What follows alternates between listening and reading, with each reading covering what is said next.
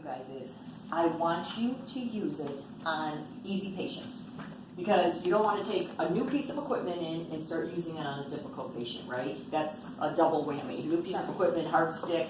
So get your practice by using it on easy patients that are, you could look at and go, oh, I can get this patient, I don't need the vein viewer. But there's lots of advantages why you want to use it anyway, besides your learning curve. Learn it on easy patients, then those difficult patients don't seem so difficult. So let's just start with the buttons. Sorry, I'm going to back up. I want to go right to the buttons. 3 things the vein viewer will do if it's used consistently. Number 1, it's going to cut your peripheral stick rate in half. This sees 10 to 15 millimeters of depth. It's about 10 millimeters in the arms, in the extremities, and about 15 in the neck, less connective tissue and stuff to read through. So the fact that we can go a full centimeter of depth to get IVs is why we're going to be able to get better access and cut those stick rates in half. When you see a vein with the naked eye, it's about 2 millimeters deep, right? When you palpate a vein, it might be about 3 or 4. And remember I said this goes 10, so it's more than double what we can access by just looking or palpating. And now you can see. Not only can you see, but you can see all the blood patterns, the valves, the bifurcations, the best flowing. You can see the blood flowing and make sure it's a good vein. So you have a lot more information by just putting the light on, okay? Again, a reason why I personally, even if I look at a patient and go, I don't need this, I can stick them, I will still use it because I get much better information. I can see under the skin now with literally clicking it on and turning the machine, the light on over them. So, number 2, so besides cutting that stick rate in half, number 2, what it does is cuts down unnecessary PICC lines by over 30%. I'm not sure that's really pertinent for your area. You guys are probably not doing a lot of PICCs. Okay, so probably not a huge piece of it. We have challenging patients. Oh, yeah. So Well, we have to call anesthesia they and they'll may use end up going ultrasound to instead. get a PICC. Okay. Yeah, if we can't get them. Yeah. Okay, So, yeah. so it does, okay. It does Yeah. apply more than I'm probably giving it credit for. So if you can cut down those unnecessary PICCs, again, same rationale. You're now seeing vessels that are 10 millimeters deep and have access to those. A lot of those veins, you guys, have never been stuck and are much better than stuff like this. This is a horrible vein, even though it's a go-to because it's a comfort zone. People can see this vein. So you want to, we're going to cut down those unnecessary PICCs because we're getting better, deeper veins to access, okay? The third thing it does, this is, I'm sure you're all patient satisfaction to death, it's doubling patient satisfaction scores, if not higher in some places. When number 1 complaint in the hospital is when patients are stuck too many times. And you guys probably hear that or even see that back on surveys. If all your patients are getting sticks, and you can have one of those tough ones that's 4, 5, 10 stick person, those days are over with the vein viewer. And when I say that, I don't stick a patient. Number 1, if they tell me I'm a difficult stick, I absolutely, you guys, that's your red flag, right? I'm going to get the vein viewer. The comfort and the confidence that the patient has, because you can now see where you're going, and you can talk to the patient about it. On the HCAP survey, one of the areas that we are all hospitals are rated on is nurse-patient communication. When you start talking to the patient about, oh, I can see why you'd be a difficult stick, I can't see any veins or I only have small access, but now I can use the vein viewer and I can see under the skin and much deeper, and you start including them in that discussion. You start showing them blanching of the blood and that kind of thing. It's a whole different experience for them. Patients want to know that you heard what they said. On the tough Absolutely. stick, let me get my technology. Absolutely. This is going to make it so much better. Yeah. We You can listen, really. and then you have It a makes a solution, difference. right? Your hospital invested in it, so Yeah. use it. And really, so when I was talking to Linz about this and setting this up, when you guys come through the training, the expectation is you go out there and you use it today. If you have an IV while I'm here, grab it. We'll go to the bed. I'll go with you to the bedside and talk you through and use it. But then the expectation is become a super user and encourage your other staff to use it and get those IVs and help them with it, okay? So that's the third thing, is patient satisfaction scores will change. So 3 huge things, okay? Cutting down that stick rate 50%, cutting down unnecessary PICC lines by over 30%, doubling, if not more than doubling, patient satisfaction, okay? All because we can see under the skin and get better, deeper access, okay? So, super easy to use. You guys have it mounted beautifully. I would say just keep it on the pole. unless it gets a little cumbersome, like trying to assess with it on the pole, you can take it off and assess by, holding it. But then to stick, you're gonna wanna put it back on. Do you mind taking it off one more time Sure. just for my little video here? Sure. Pull down. Yep. Slide out. It's a little sticky, which is actually good. Well, the pole's on wheels too, Right. so. Yeah, exactly. I anchored the pole. There's a little, pin underneath, or the pin in here. Probably see that. Yep. It goes down when I pull that down. When I slide this back in, listen for the click. Perfect. Okay? That's what you want to hear. You want to hear the click, and then I always just give it a little tug. Okay? So it's kind of off topic, but I don't know how much time we have. My big problem with the vein viewer is that it just totally wrecks my eyes. Is there a view that does Yeah. not Yes. blanch my eyeballs? Yes, that there's I a can't see dimmer for switch. next- Okay. I will show you the dimmer switch. So let's talk about that. Okay, so we're gonna No, go I to wanna see. we're gonna go to That's the why they buttons. developed it with a dimmer switch. That's exactly right. And it's part of the learning curve. Every week we will accommodate, and you'll go, I see more with it, and I'm now used to the lighting. On button, super easy, okay? It's a universal on. Click it on, and you'll see a green light, green for go. Don't worry about that. I always say green for go. There's my green. The number one thing you guys want to remember today, you want to get this border text so it's clear. I can see vein viewer. I'm in fine mode. There's my battery. Okay, it's about 2/3 full. Yep. Christie, the name of the company, up here. Okay, Christie's a projector company, and we make high definition digital projection for movie houses. We have the Olympic committee contract where we do opening and closing ceremonies for all the Olympics. Amazing technology, via in the round projections, and we did Avatar in 3D, all those special projector, crazy big NASDAQ running boards are ours, all that. So same engineers make this piece of equipment. That's why the technology is crazy good. So that's where Christie, I answer to Christie now because people think it's my name. It's on my scrubs. And just to clarify, both facilities have an extra battery, and it's on a charger that's plugged into a wall. That's right. And when you see it getting low, it's just best to switch out the battery and recharge the second one. Right. So instead of, Here's the go ahead. battery compartment right here. You just pull this latch up, turn, pull down. There's a tab on the battery. You just pull it out, replace the new battery, click it in, close the door. Perfect. You'll have it fully charged, and then put the old one. Yeah. We don't need to leave it plugged in at all times, but we No. do need to turn it off when we're done with it. Correct. Okay. And then you just check your battery indicator right here on the screen, on the border text. Yep. So again, the number one thing you guys want to do when you turn it on and then you put the light over your patient, get it so you can read the border text clearly, okay?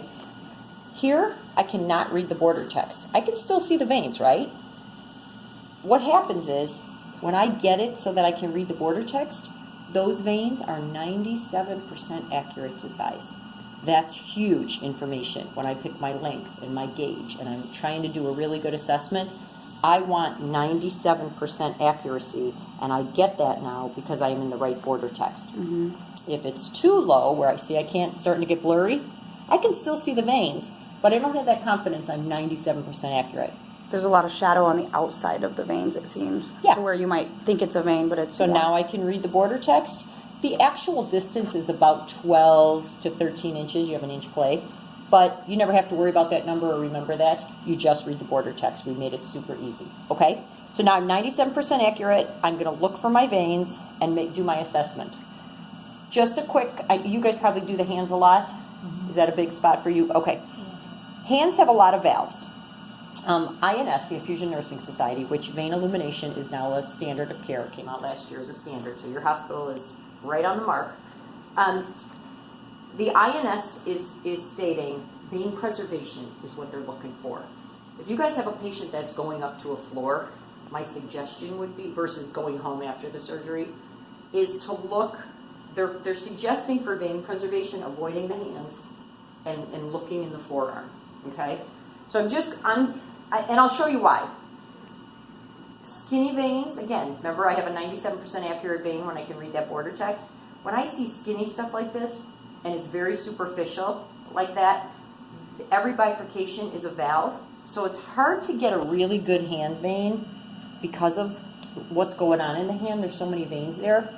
So I avoid the hands And people have to use them, right? If they go up to the floor and they have to eat and wash their hands and do different Go to things. the bathroom. Go to the bathroom. Right, just move around. You're using your hands all the time. So if you can, start to try to look at different spots on the forearm, and you'll notice some really good veins just by putting the light on. So stuff that you don't even see without the light, you go, look at this. So I'll show you that it's a good vein. You blanch it out. There's a valve. See where it stops? Then you see the flow. You straighten that out, pop a catheter in. Same thing here. This is a little bit deeper. Valve here, valve here. See those bifurcations? I occlude distal on top of one valve, blanch that blood out. See the next valve? Why that, and this is without a tourniquet, you guys. That's tourniquet. See how it gorges it up? So, again, valve here, 1-inch catheter. Perfect between the valves. Literally, I have not hit a valve in over 8 years of working with the vein viewer because I see them now. It's awesome. I remember the day back when you go in, you'd access, you go, oh, got my pop, got my flash, can't advance. Darn it, I'm in a valve. I'm against a valve. And we used to float them through and do all kinds of craziness, which now is not the case. We don't want to be doing that. We don't want to ruin those valves. So I now just work between them. So besides picking the best vein, you're picking the best section of the vein because, again, you can see it, right? Right. So I'm going to go between those two valves. Okay, again, occlude, distal, blanch always towards the heart. That's the vein, and that's the next valve. That's where the blood is stopped. You see the blood flow? Throw a tourniquet on, pop your IV in. So can we talk about the buttons and the light? Yes. Thank you. So we'll go back to the buttons. This bottom button it changes your mode. It takes me back to universal, which just gives me it gives me the bigger, more universal view. I'll show you what the difference is. That's fine mode, okay? And it tells you right on the border text that I'm in fine mode. Now I'm going to change the color. You just keep clicking through this button. The bottom button. The bottom button. I'm back in universal, but I'm in inverse where my veins are green. Do you guys like the veins brown or do you like them green? Green. Okay, me too. The good news with this piece of equipment is when you turn it off in whatever setting it's in, it's going to hold that setting when you turn it back on. So most people like the green veins and fine mode. So the next screen is going to be fine mode. Okay, you see that difference where it gets a little more of these detail veins get picked up? This is my favorite setting, fine mode, and I'm in the green. You asked a really good question about the brightness. There is F2, is a dimmer switch. Ooh, Okay, nice. so is that better? Yeah, that's way better. And you Okay. can still see And the you can veins. still see the veins. It's just that it Completely. was ruining my eyes, and I couldn't Yeah, use it. some people are light sensitive or have that. Now, you can leave it on this setting and that's totally fine. If you're next to a window on a sunny day like today, the only light, we're under fluorescent lights and it doesn't matter, right? And matter of fact, I said leave it on because we want to see it under fluorescent lights. The only light that interferes with the near infrared light is the UV rays from the sunlight. Okay, so this is the vein viewer flex is what EMS uses out on the street. So we put the dimmer switch and the bright that's called max bright on there so that if you're next to a big window or the EMS or home health nurses or whoever are using it out have that washout look, they can put that max bright on. Okay, so And this is how over- it's intentionally supposed to be used. under Exactly, fluorescent light. exactly. And F2 is the brighter one. F2 is yeah, you just press it and it'll go bright. I love it bright, but I get what you're saying. You can dim it down. Okay, so I'll leave it like that so we don't crush your eyes. F1 is called resizing. I'm not guessing, unless you guys have a lot of pediatric patients down here. No, Not a lot? Okay, if you do, you can size it down to pediatrics, neonates, or petite people, or sometimes I'll use it if I'm going in a tight spot like that. The reason you want to size it down is so that you can see your border text. It's like picture cropping when you're going around a subject, when you're, Walgreens making pictures and you want your subject right there. Sometimes there's that thumb vein you want to focus in. You see your border text so you know you're in the right focal distance. I'll go one more that's the adult size. You can still use it and you still see those veins, but you lose the border text. It falls off. So you can picture crown. If you don't ever use that, not a worry. You can still use the device, even if it's on a, but you just kind of lose your, you can see it a little bit. Okay. Any questions on what we've gone through? Okay. I think people just also want to know how to like take this apart Okay, sure. or just Sure. Yeah, go. Yeah, super easy. Thanks for coming. Yeah, appreciate it, ladies. And there's another bracket that came with it, so Yes. I wasn't sure, but I thought the other bracket actually would be working on the side rail of a bed. It can. This is probably your better one for That's what I any thought. kind of rail, any kind of pole or, yeah. This was Yeah, this I think is fabulous. You did a great job. just made sense to have it ready to go, just ready Perfect. to go. Perfect. So this is called the super clamp. And this one, the other one is more of a C clamp where it will Yes. go on a square Yes. edge of a table better or an infusion chair kind of thing. Okay. The super clamp is made for round or Yeah. bed rails or poles or this kind of thing. Okay. Super easy. I always hold the machine if I'm doing this. You just pull up on this and pull it out. okay. And again, hold there. It's the male-female adapter. And to put it on, you just pull up and click it. You click it in and then check it again. Nice. Yeah, just so the machine doesn't drop. Okay? And then this is just a crank. Okay. You just crank Yep. it on and off really Great. easy and it opens. Thank you. Yeah, so that's super easy and you guys did a fabulous setup job. Yeah, any other